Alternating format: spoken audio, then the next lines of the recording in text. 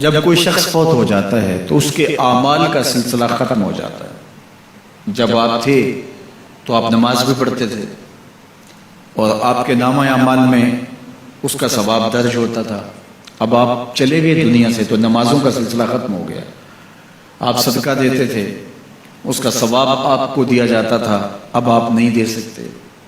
آپ تسبیحات کرتے تھے، آپ کسی کی مدد کرتے تھے، آپ لوگوں کو راستہ دکھاتے تھے، راستے میں پڑی ہوئی چیز اٹھا لیتے تھے، کسی پیاسے کو پانی پلا دیتے تھے، کسی بھوکے کو کھانا کھلا دیتے تھے، کسی برہنہ وجود کو لباس دے دیتے تھے، کسی کا بیٹھ کے دکھ سن لیتے تھے، کسی کی مشکل میں کام آ جاتے تھے۔ آپ حج کرتے تھے، آپ عمرے کرتے تھے، آپ قرآن مجید کی تلاوت کرتے تھے، یہ کتنے اعمال خیر تھے جو آپ بجا لاتے تھے۔ لیکن جب موت آئی تو یہ سب کچھ ختم ہو گیا، الا من ثلاثہ، لیکن 3 اعمال کا ثواب ہے جو اس کے نامہ اعمال میں درج ہوتا رہتا ہے۔ وہ کون سی 3 چیزیں ہیں سنیے، اور یہ اعمال اپنی زندگی میں کمائیں تاکہ نامہ اعمال کبھی بھی جو ہے وہ بند نہ ہو اور یہ چیزیں درج ہوتی رہیں۔ سب سے پہلی چیز صدقہ جاریہ، ایسا صدقہ کہ جو جاری رہے۔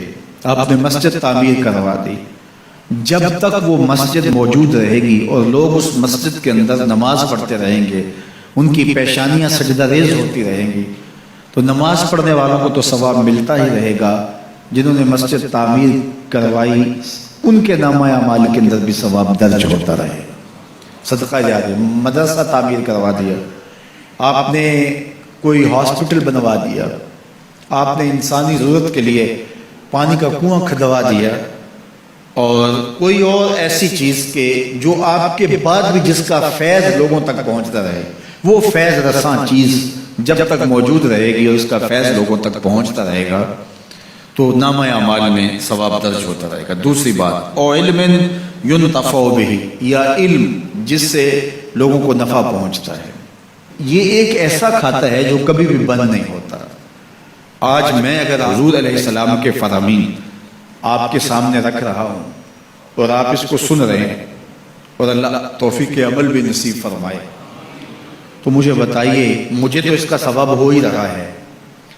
اب جس استاد نے مجھے پڑھایا ہے اور یہ سکھایا ہے، یہ جتنے لوگ سن رہے ہیں سب کا ثواب میرے استاد کے نامہ اعمال میں درج ہو رہا ہے، اور میرے جیسے اور بھی شاگرد ان استادوں کے جو اگر یہ کام کر رہے ہیں تو ان کا ثواب بھی استاد کے کھاتے میں درج ہے۔ اب اس کا ثواب پھر ان کے استاد کے کھاتے میں درج ہے، اور پھر ہمارے استادوں کے جتنے بھی ہم سبق تھے سب کا ثواب ان استادوں کے کھاتے میں درج ہے، اور پھر ان کا ان کے کھاتے میں، اور یہ چلتے چلتے حضرت ابو ہریرہ کے کھاتے میں چلا گیا، اور پھر ان کا ثواب رسول کریم کے کھاتے میں گیا۔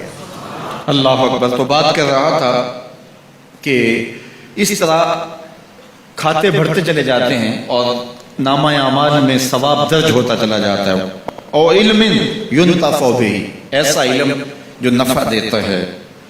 او ولد صالح یدعو لہ، تیسری بات، صالح اولاد جو ماں باپ کے لیے دعا کرے، اور ماں باپ کے لیے جب دعاؤں کا سلسلہ اولاد کی جانب سے جاری رہتا ہے تو وہ صدقہ جاریہ ہوتا ہے۔ صالح اولاد ماں باپ کے لیے کبھی بھی دعا ترک نہیں کرتی۔